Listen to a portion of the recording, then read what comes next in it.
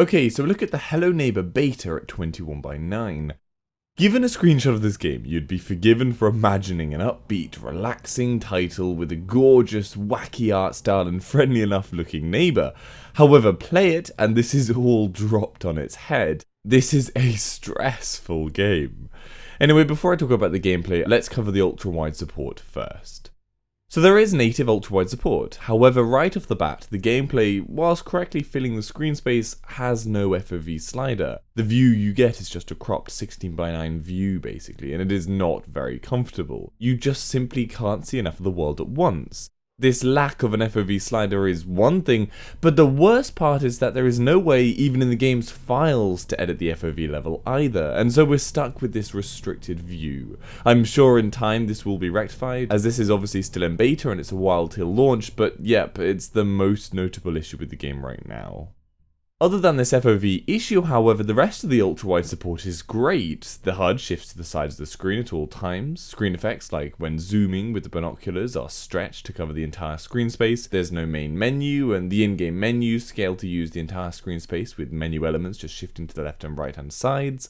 Cutscenes are unfortunately just 16:9 with black bars, and what's a little frustrating is that they appear to be rendered in-game, so I would love to see them expanded to 21:9, but at least for now, they're not stretched or zoomed. Finally, loading screens are stretched out from 16:9, however they are fleeting moments, so you'll hardly notice them. Performance-wise, the game runs decently, not perfectly, but not terribly. So graphically, it clearly isn't demanding. The art style and sheer fact the explorable area is very small means it should run very well on any setup. I'm on a GTX 1080 Ti at 3440 by 1440 and held 60 FPS the entire time, but that's the rather disappointing thing. The game seems to be locked to 60, well 64 apparently with me, FPS. I would love it to be unlocked. I had no VSync on, so there shouldn't be any reason for the FPS to be locked to 60 other than if the game is natively locked, but unfortunately because it's still an early beta, finding out others' experiences and such like with the game is nearly impossible as so few people have played it yet, or at least played the version of the game that I'm playing. Now there are at least a decent number of graphics options to play around with, and a welcome feature is the graphics settings change live in game, so you can see them take effect in the background behind the menu elements, such as watching the render distance being increased or decreased and such like. There's no restarting of the game required, always a big tick in my book. Sadly, there are no rebindable keys yet, so you're stuck with the native setup. There is lovely controller support though, which is nice to see. The menus are a bit weird, wherein they can only be navigated with the keyboard. The mouse can't interact with it. Well, actually, the one thing the mouse can interact with are the menu sliders. However, the confusing thing is that whilst you can move the sliders with the mouse, the movements aren't actually saved. So if you say increase the mouse sensitivity, then go back to playing the game, the sensitivity will not have changed, and when you return to the menu, you'll see the slider back in its original position. It turns out that you must make every change with the keyboard only, so don't try and use that mouse. I can confirm there is lovely 5.1 surround sound support. And this being a beta, there are a lot of little glitchy moments, objects that can be clipped into, and objects that don't always nicely interact with other physical objects, such as if you drop a chair onto the floor, it might suddenly start going mental. The game is physics-based in many places, so yeah, that always leaves a big hole for technical issues to arise, especially in a beta. Okay, so, as for gameplay, this is kind of two things in one, a puzzle game and a stealth thriller.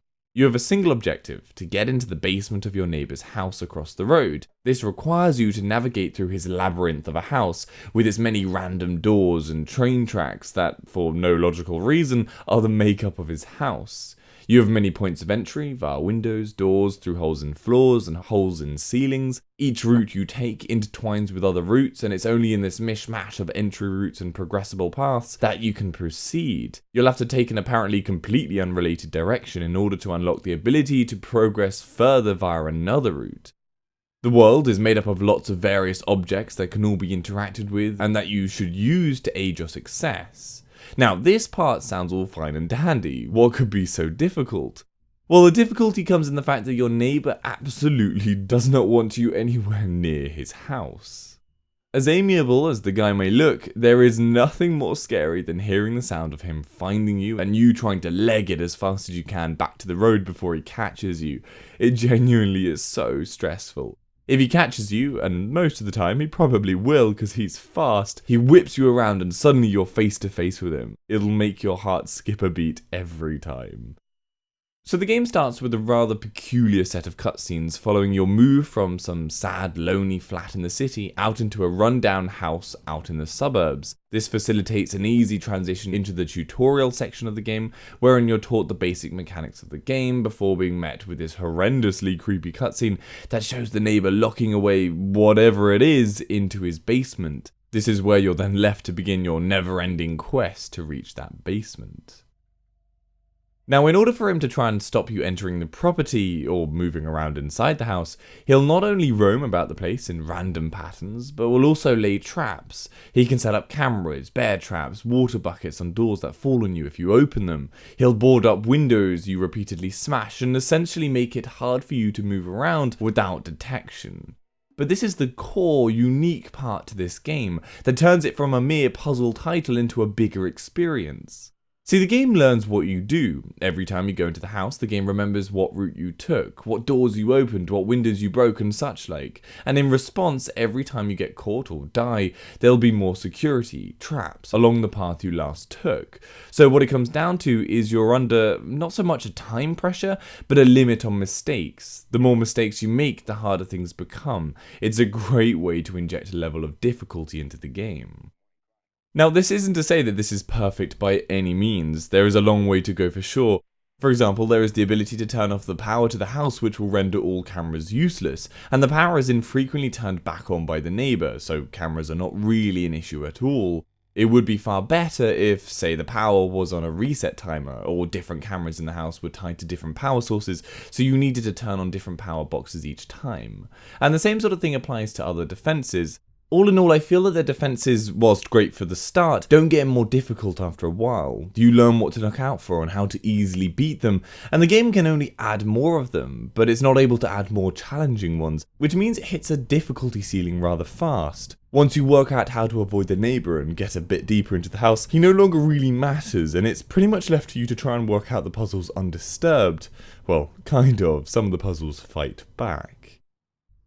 The game also has a day-night cycle, with time changing each time you die or get caught and sent back to your house. Nighttime is extremely dark and you must have a torch to navigate around with, otherwise you'll be fumbling blindly to find your way forward.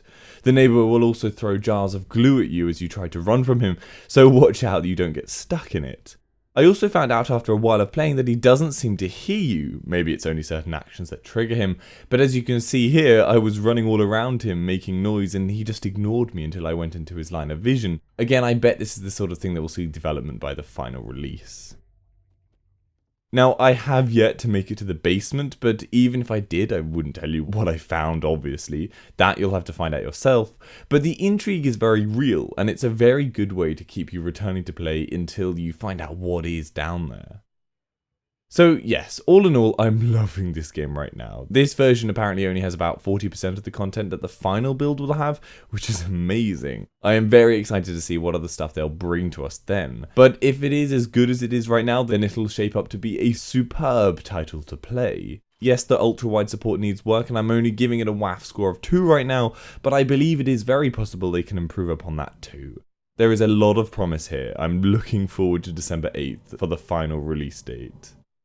Anyway, I hope that gives you some information how the game runs at 21.9. Give this video a like if you found it helpful and subscribe for future info. For any of the games at 21.9, head over to my channel, the WAF website. Hopefully I've covered it. If I haven't, then leave a comment down below and I'll try and cover it. And if you'd like to support the channel, the links to my Patreon page are in the description and Amazon affiliate links are there too. See you later.